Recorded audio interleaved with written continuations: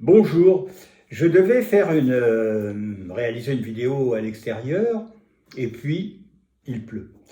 J'avais d'ailleurs mis une chemise feuillage pour aller avec le feuillage. Et là, je suis dans la cuisine avec une collection de torchons, ce qui change tout à fait les choses. Mais je ne suis pas là pour ça. Je suis là pour vous parler d'un outil que j'utilise naturellement depuis toujours, même avant de connaître le mot. C'est l'analogie. L'analogie, moi, le jour où j'ai découvert que ça s'appelait l'analogie, j'en revenais pas. C'est en fin de compte le rapprochement entre deux choses qui apparemment n'ont pas de point commun. Eh bien, créativement, on en trouve quand même.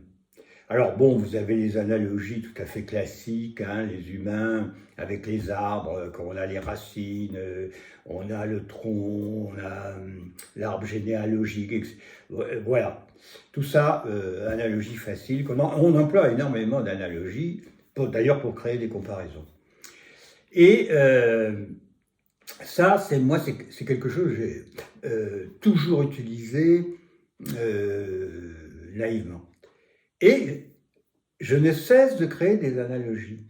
Alors, elles sont aussi bien par auditive, olfactive, visuelle, avec les cinq sens. Je vous donne un exemple.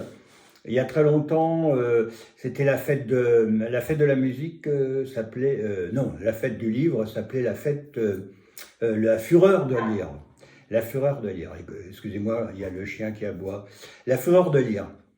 Et l'association m'avait demandé, je ne sais plus quoi, de la créativité comme d'habitude, et j'avais entendu fureur de lire, je trouvais ça terrible comme nom. Et j'arrive à l'association et j'ai fait « Ah, la fureur de lire, oh la fureur de lire », un peu comme Charlie Chaplin. Et ils n'avaient jamais entendu ça comme ça. Moi, j'avais fait une analogie auditive entre cette saloperie d'Hitler et le titre qu'ils avaient choisi. Ils ont changé de nom. Voilà, anecdote, analogie.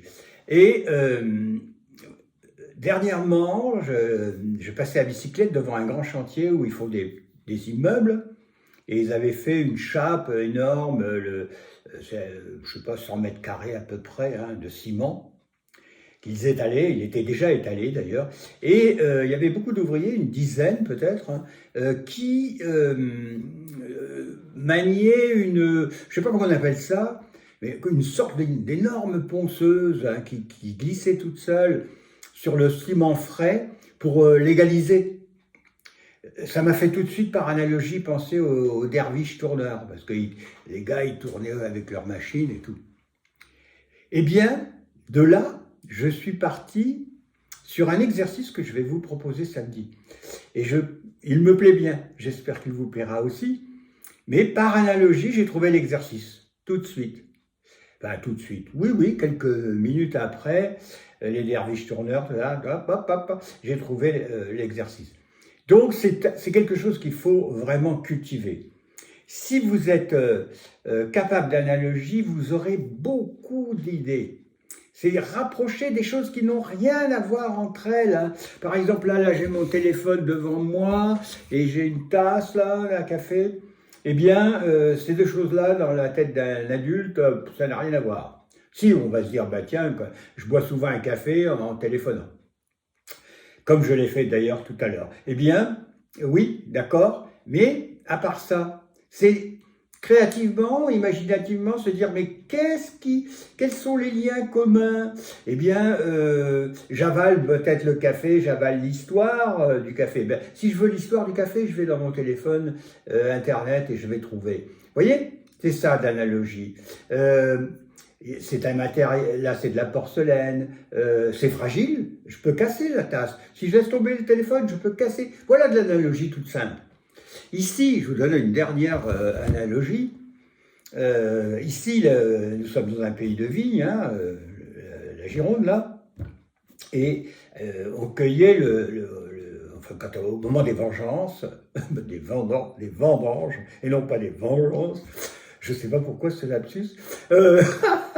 Au moment de ces vendanges, on cueillait à la main le raisin, les grappes de raisin à la main.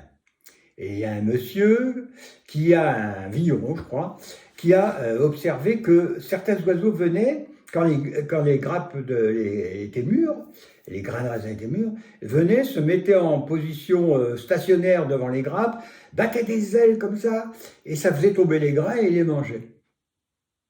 Et de là, il s'est dit, mais si on faisait une machine comme ça, qui battent un peu avec l'air, qui battent l'air et qui battent les grappes, on pourrait peut-être vendanger automatiquement. Et c'est comme ça qu'est née, par analogie, la machine à vendanger. Vous voyez?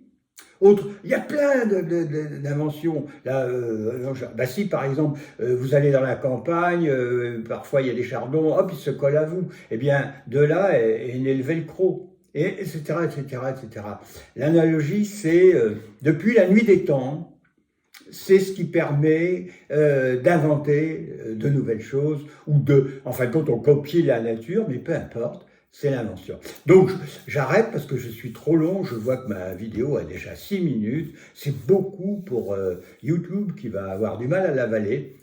Un dernier mot pour vous dire aussi qu'en ce moment, vous recevez plusieurs mails parfois, vous signalant un nouvel article. Pourquoi? Parce que je suis en train d'essayer de tester différents services. Je suis mécontent de celui que j'utilise actuellement. J'essaie de trouver le moins cher, l'association n'est pas riche, et donc j'en teste quelques-uns. Excusez-moi pour le dérangement. Allez, à samedi pour voir l'exercice créé par analogie.